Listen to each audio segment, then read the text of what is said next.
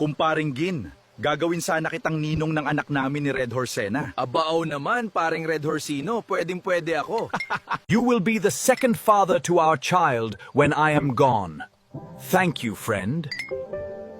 Lasing ka na ata, Red Horsino. Aba, napapa-English ka na niyan. Malakas ba? Ang tama? Red Horsino! Manganganak na ako!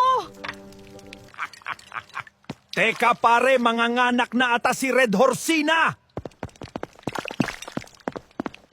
Red Horsina, kailan niyo pa ako niluloko ni Paring Jean? Sagutin mo ang tanong ko. Hindi ko sinasadya, nakainom kaming dalawa, nalasing talaga kami.